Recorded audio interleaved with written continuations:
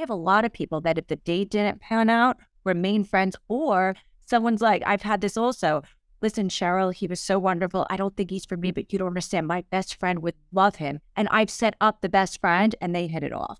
That's awesome. Yeah, it's really nice. It's really nice. People all go in. When you're working with a matchmaker, it's very different because everyone is usually on their best behavior. They know we're going to get the feedback on both ends. So you need to represent us well. And usually everyone is, their best foot's forward.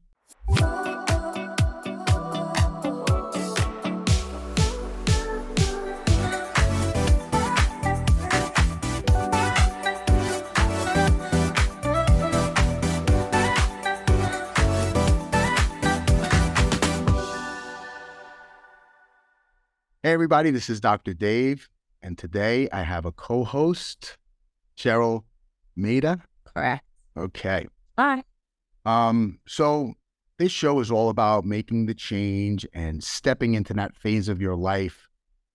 And today, I want to talk about a powerful woman that has had some struggles and tragedies in her life and has overcome, and now is pretty much living a dream life about bringing people together.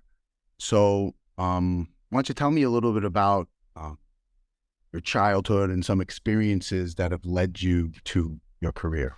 Okay. Well, first of all, my career is a matchmaker. And so I match people up, and I've had many marriages and people that have had families. I've always felt good with doing good things for other people. So therefore, when I was younger, my parents getting divorced, actually, I was a little older, like when I was 19, and I always thought that was very sad, and it was very upsetting to see like the breaking up of a family. And of course, divorce being so prevalent now. So I was a recruiter first. When I was in my 20s, I recruited for an executive company where it was all jobs, executive jobs.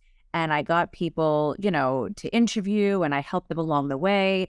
And it was so rewarding. And the way people expressed how they were so excited and they were so appreciative. And so after I did that job for about 8 years, I had 3 kids. I stayed home. It was my father's idea to become a matchmaker. He thought that it was... That's kind of a strange... You have 3 kids, and then it's your father's idea. So tell me a little bit about his thought process. So I easy. And my dad and I were super, super close. And when he gave me this idea, I thought he was joking. I remember telling you the story. And I'm like, Dad, who do you know that's a matchmaker? And he's like, well, just think about what you did. You loved interviewing people. You loved finding people jobs, people that had trouble looking for a job, to help them. All you're doing now is setting up 2 single people. You can do it. I thought he was crazy. I actually got annoyed at the idea. And so later that day, it was like within 24 hours, I said to myself, I wonder if I can do this. As crazy as this sounds, I went on Amazon. I bought a book. I literally bought a book, How to Become a Matchmaker. And Amazon got it within 48 hours. I read it and I said to myself, I could do this. I could do it. And I started with $26 to buy myself business cards because I thought, hey, that would make me look credible. And that was 13 years ago. And here I am 13 years later.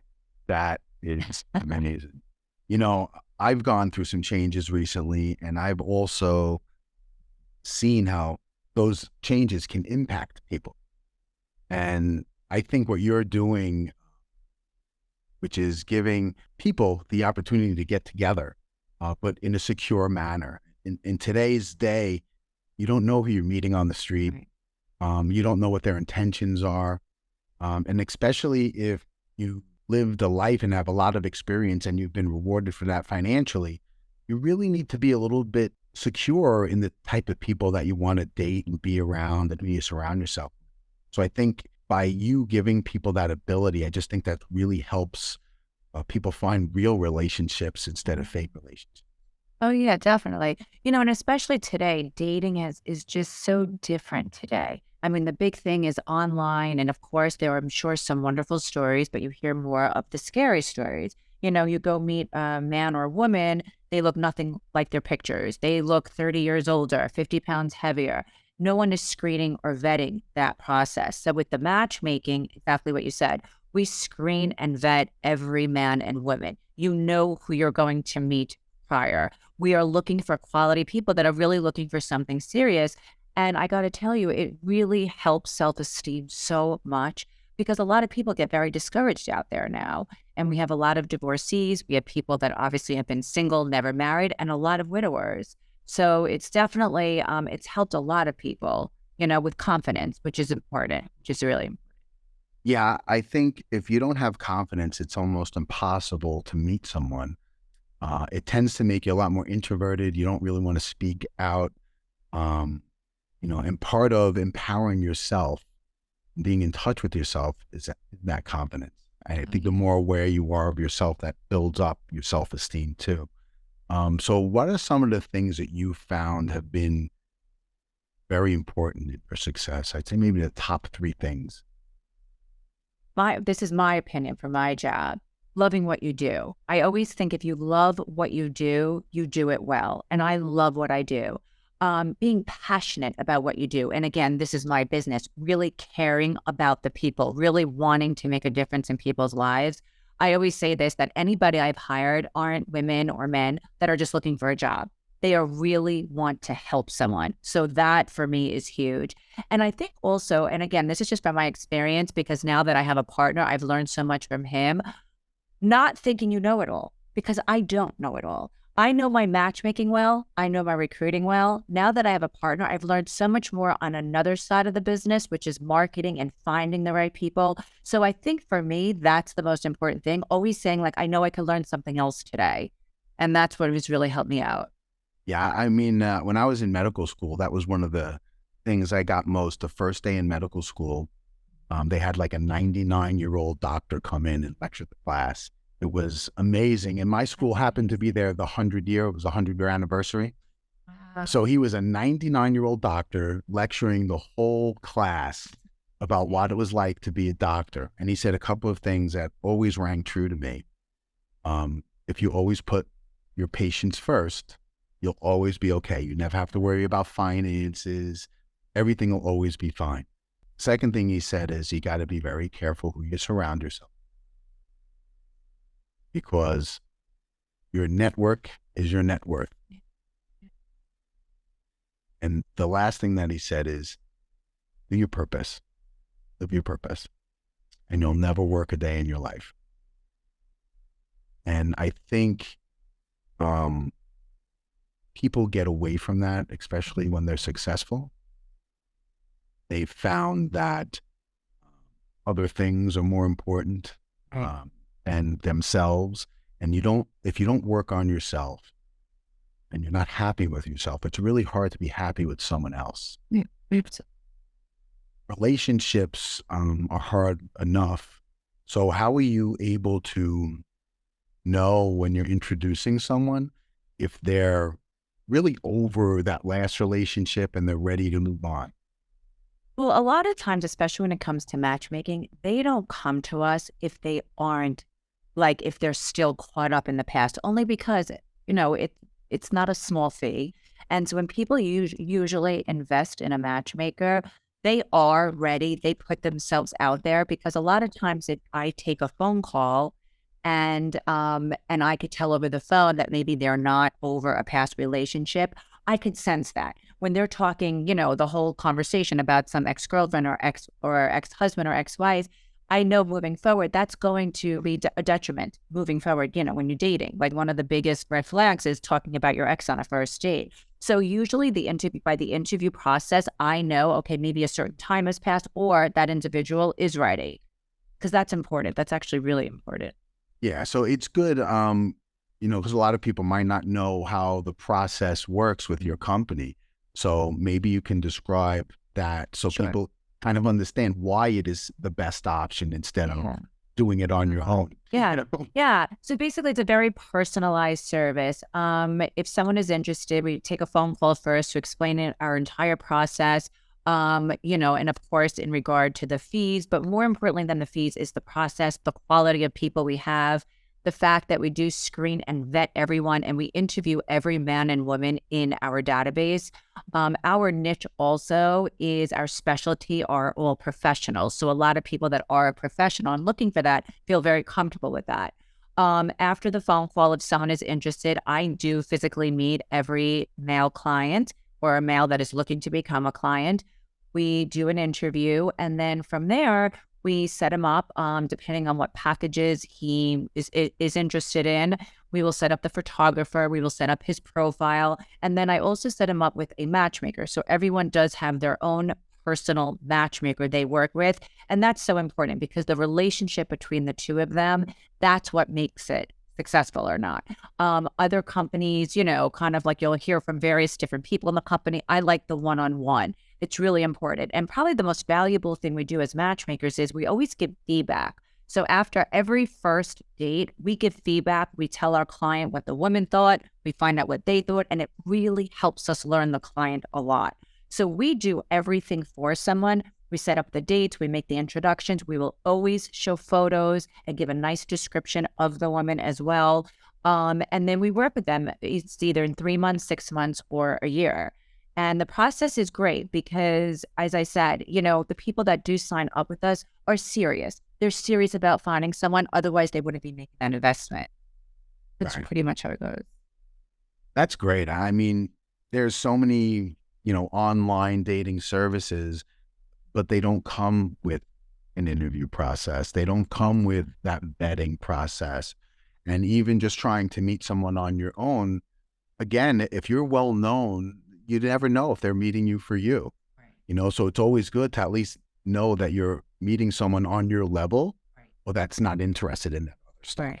So that interaction is really important. And the other thing, I think it's really good to have that private or that matchmaker that you can depend on that kind of learns you a little bit. But I guarantee a lot of guys are not always open to that criticism after a date. So how do you, because I know how guys are, I'm one, it's definitely not easy to hear that criticism, Right. especially, I know you're trying to do it constructively, but it's not an easy thing to hear. So how do you guys have that conversation? That's not the hardest part, believe it or not. Really? Like that, no. And what's interesting is, if there is constructive criticism, it's never terrible. It's never terrible. I mean, my worst one was a client I had, very successful man, of course, picked a lady up. He chose to, so they wanted to do that. Had a very nice car, but apparently his car was filthy. Just clothes all over the place, his work stuff all over the place. And apparently our woman that was in the database was a little like, okay.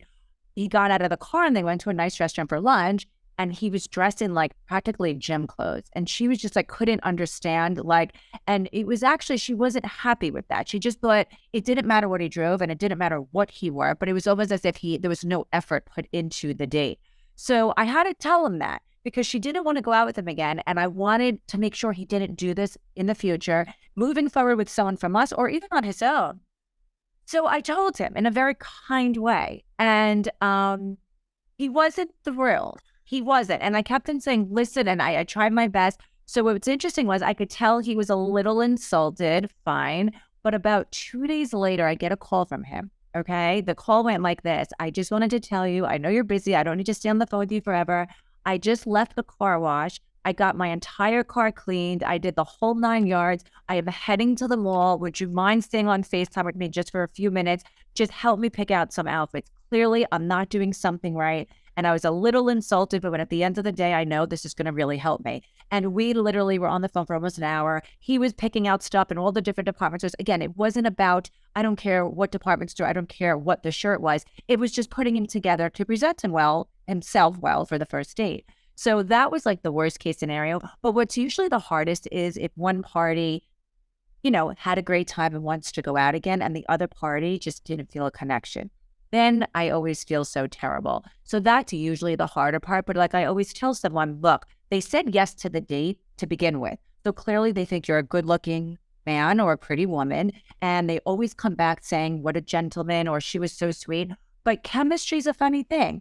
You can't look at a picture and feel chemistry. You can't read about someone and feel chemistry. It's either there or it's not. So I always say, look, they thought you were beautiful. He thought you were so nice, or vice versa. Unfortunately, they didn't feel that romantic connection, but I can't wait for the next one because we will find it.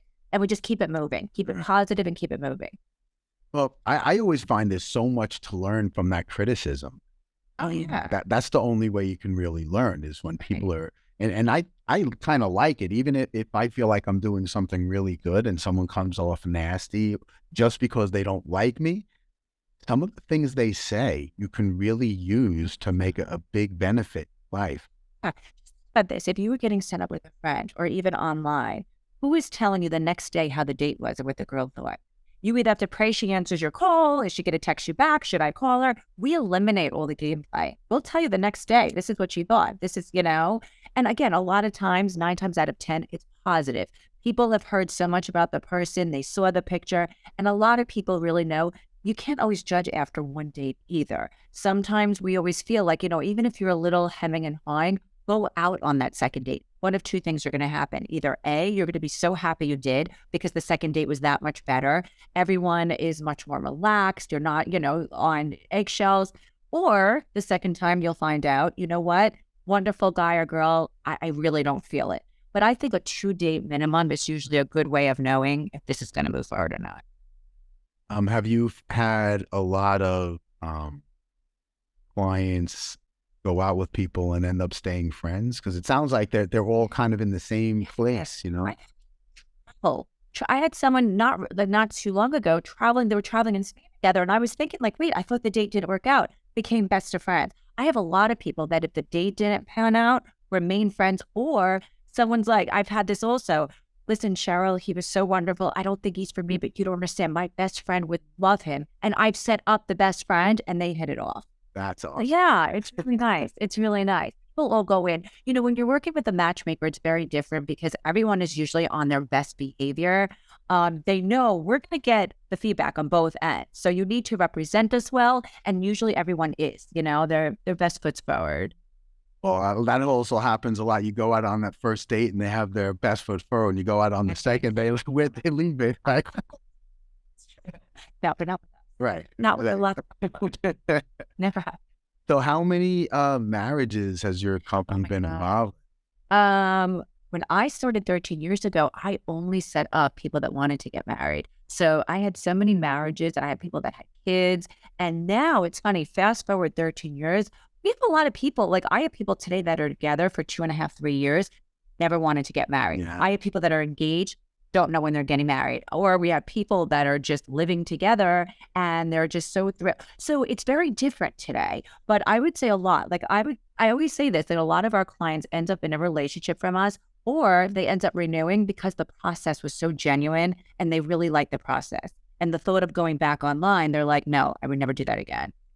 Yeah, I think that the convenience and that kind of the risk is taken out. You just got to be yourself. And that's in today's day when everybody's running around and so busy, and you're even helping set up the dates and giving them ideas of locations. It takes all the headache out of trying to set up the first date with someone that you might like. And then I just feel that by the way you're kind of doing it, getting to know that person first, you're really able to make sure that they have that right fit. Yeah. And I always say this, and I tell my matchmakers this also. We don't sell a woman's beauty or her physique. We don't sell what a man does for a living or, how much he has or what he's driving. It is the person. And that's what's so important. All of my men are successful professionals. Beautiful. All of my women are educated professionals that are all financially secure, can take care of themselves. Beautiful. Got that off the table. Now I talk about the person, and whatever they want to share is fine. I mean, I have a lot of clients actually that have 2 or 3 cars. They take the bad car on the first date because they don't want someone to like them for what they drive or what they have.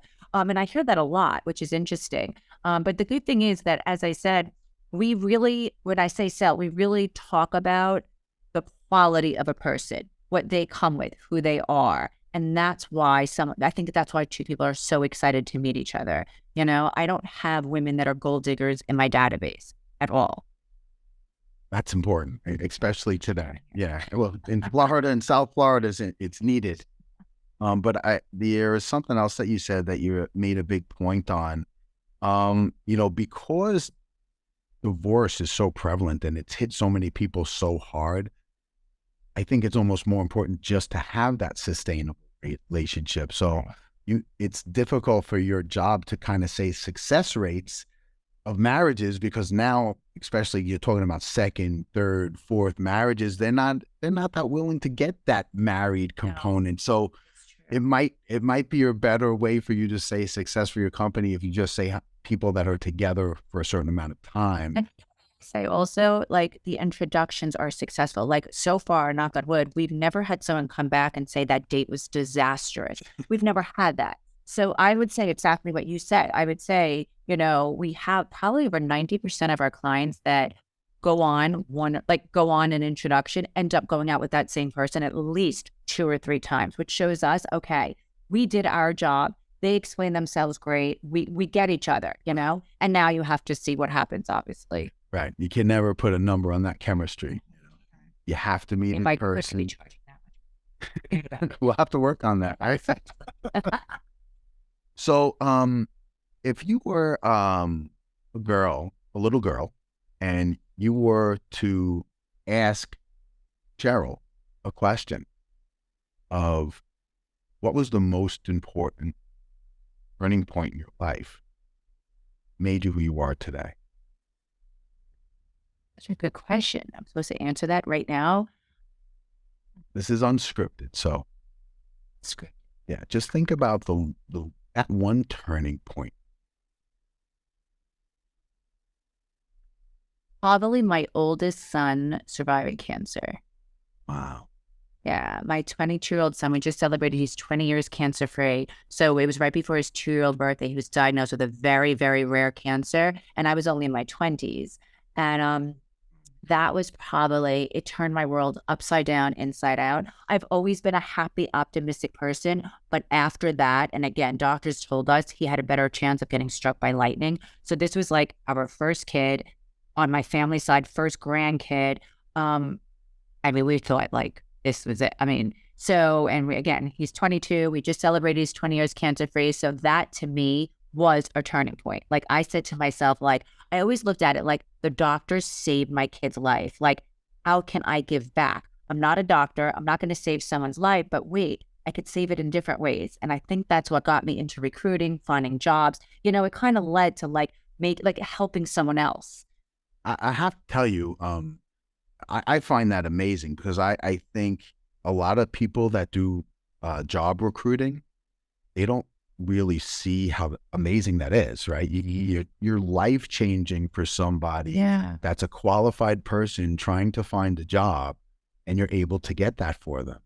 But to me, matchmaking is just such another level, because our lives surrounded by love. And if you don't have that partner in your life, you're missing a huge component of life. You want someone to travel that journey with. And I think being able to go find people that want to fill that part in their spot, in their heart, right?